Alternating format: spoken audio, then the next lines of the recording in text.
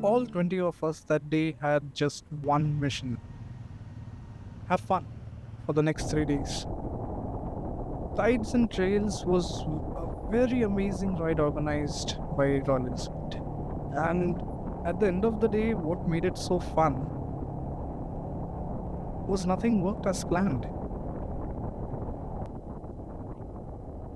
When we sat down to have dinner at the hotel at the end of the day, and when we were discussing these stories, people were coming in small groups because we had split due to people getting lost, someone staying back due to taking, just wanted to take a piss maybe, and that's why they stayed behind or were left behind in a way. But everyone reached, and the organizers made sure that everyone reached.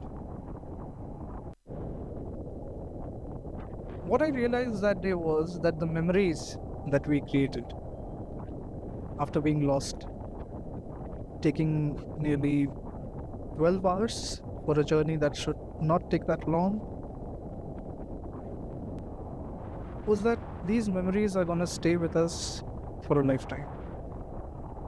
It will be stories for my children, it will be a story for my grandchildren, for yours. I mean, all of you that were part of the ride with me. And just that here. So come with me as I take you on this journey with me.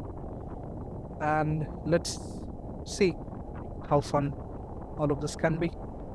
How fun getting lost can be.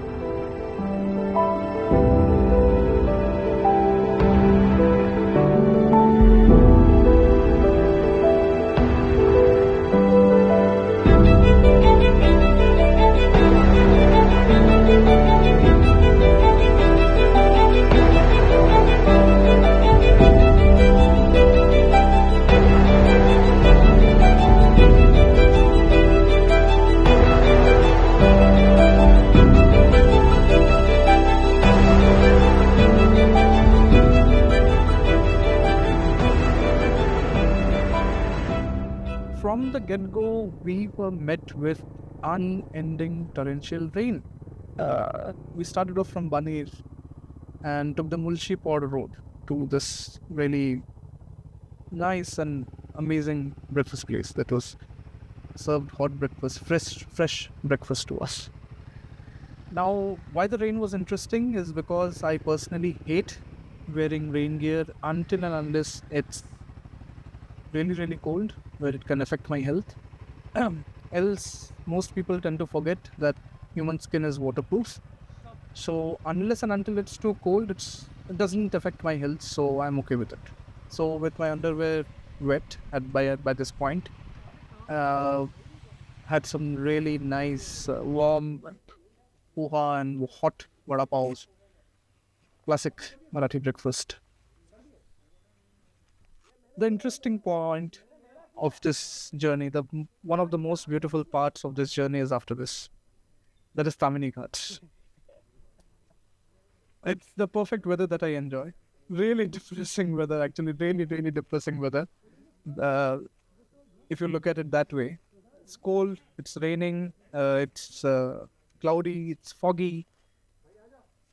But it's so beautiful, it's green. It's just green. So let's just continue on the later part of this journey. I mean, the next part of this journey, wherein you enjoy the beautiful vistas of the Tamini Ghats, and that perfectly portrays how beautiful the Western Ghats of Maharashtra are.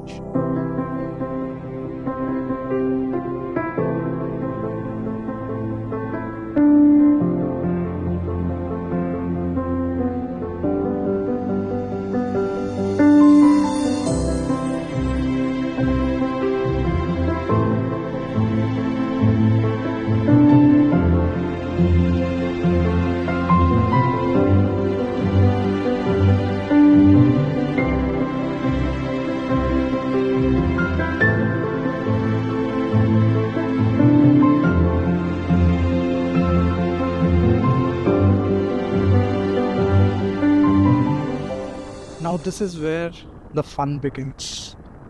Why? Absolutely unforgiving torrential rain. Batters us, literally batters us. And after that, it's beautiful weather. You'll just see in a while. Now, why I love riding in the rain specifically? Because you have to be absolutely in tune with your bike to ensure that you're going fast, but you're safe. In tune means your eyes, ears, nose, the sense of touch, everything has to be perfectly tuned to feel the small dilutions or changes.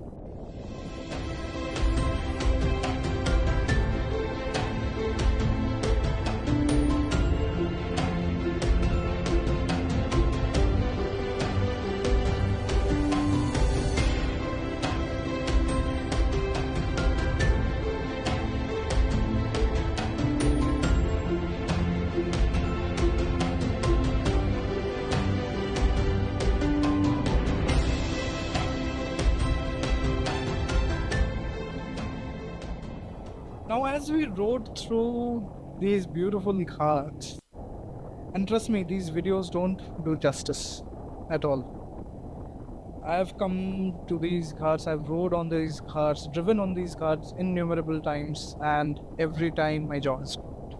No matter the weather, no matter the climate, no matter the situation, it's always this beautiful. It always has something new to show you.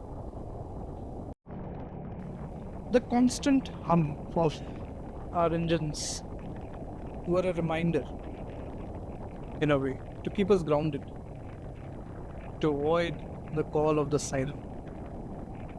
Siren in this case, I'd say, are the mountains. Mountains call to you, hills call to you. Remember that.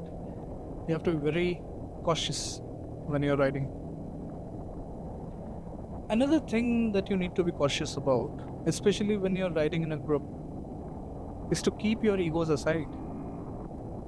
People will overtake you, people will honk at you, but it's up to you, remember, right?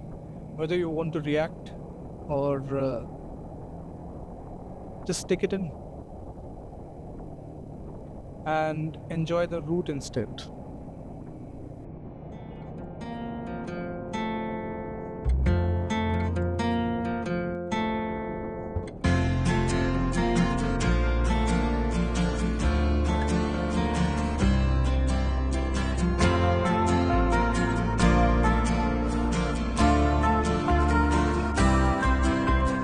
Now, as the rain started letting go a bit, we started picking up speed a little bit.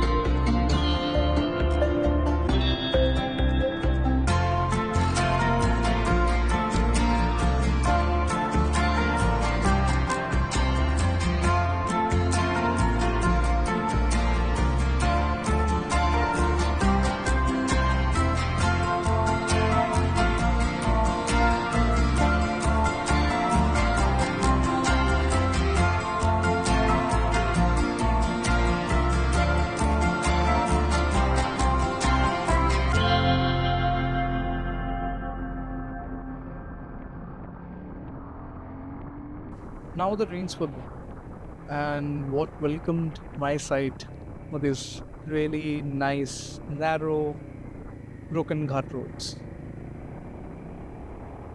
I love riding on these roads. It's so much fun. You have to be always on your toes if you want to go fast. You have to navigate these quite skillfully if you really want to go fast here. Your vision has to be perfect. And you should be comfortable standing as well. It helps a lot. Slowly, these ghat roads gave way, and we were very close to reaching Murud Janjira. There's a beautiful fort, bang in the middle of the water, and that's where we were gonna take a ferry. Fun times, eh? Now, tiny bit of history about Murud Janjira. That's Janjira Fort that you see bang in the middle of the sea. Yeah, on that island. Due to its strategic location, it fended off attacks from a lot of people who tried to conquer. The Portuguese, Marathas, British, to name a few. It was built in somewhere around 1560 AD by Malik Ambar. He was a military leader and Peshwa of the Ahmednagar Sultanate.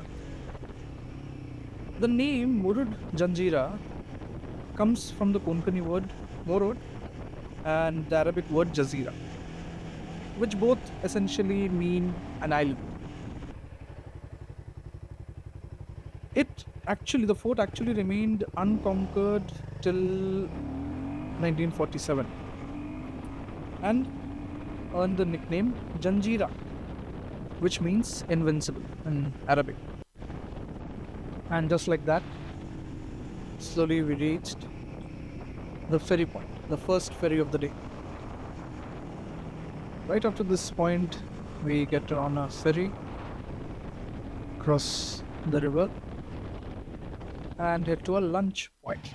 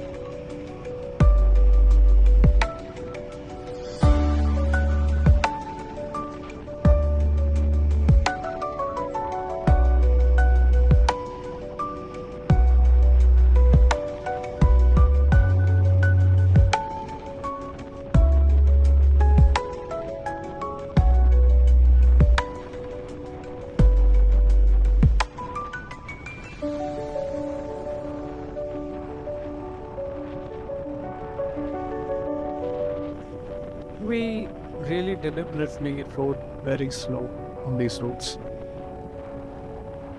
just to take in all this. It was just mesmerizing now that I look at it again. Beautiful, beautiful.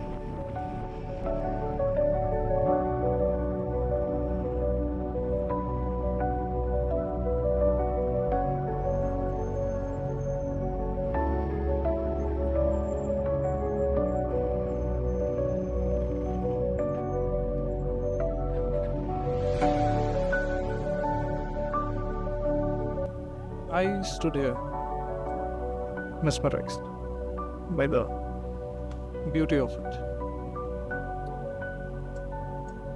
It was just divine, to say the least.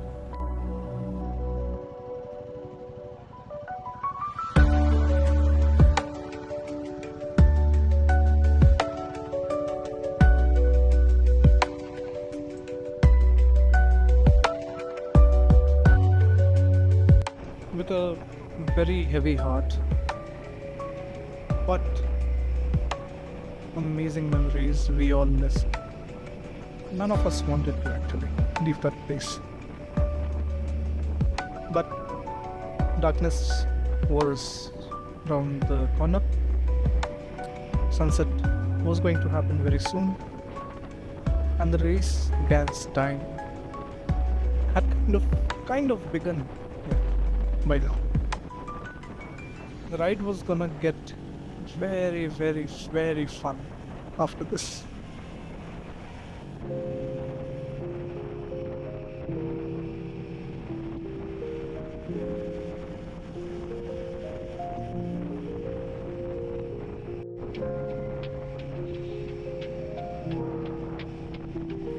Mind you, we were enjoying this thoroughly, but by this point we were already running late. This is when we should have reached our hotel, and we still had a good 100 kilometers to go, I guess, somewhere around that. I recorded very less after this, so it's gonna go very... Now, by this point we were really, really late. I think it was somewhere around 7:30, 8 p.m. Few groups, as we heard later on, had already been lost, and they reached much later to the hotel. A lot of people took a different route depending on what happened with them. I don't remember every story, but yeah. We ended up, 5 or 6 of us ended up on this amazing unmade or being made road. You can say it's just off-road at this point. We had absolute fun going balls out on this particular patch of road. The moment we realized that there is no traffic whatsoever in either direction, so it was all us. We belted, throttled it out through the whole patch of it. After a while, the rain started again, and it got a bit dangerous.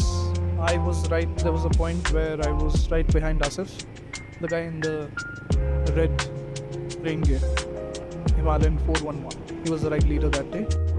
And I remember just after the rain started, there was a steep U-turn. But steep I say because it was going downhill as well. Steep U-turn. And I couldn't see anything ahead of Asif. So when Asif braked, I braked. And I maintained a 2 to 3 second gap between us. By the time we crossed the midpoint of the turn is when him and I both realized that we had braked a little bit too late. Scrambling to go down to first gear to let the engine braking cut in, we saved ourselves. I definitely saved myself that. And innumerable such instances happened. We got lost ourselves, went to a different place, there were multiple hotels of the same name and whatnot. But yeah, it was, at the end of the day, it was just damn fun.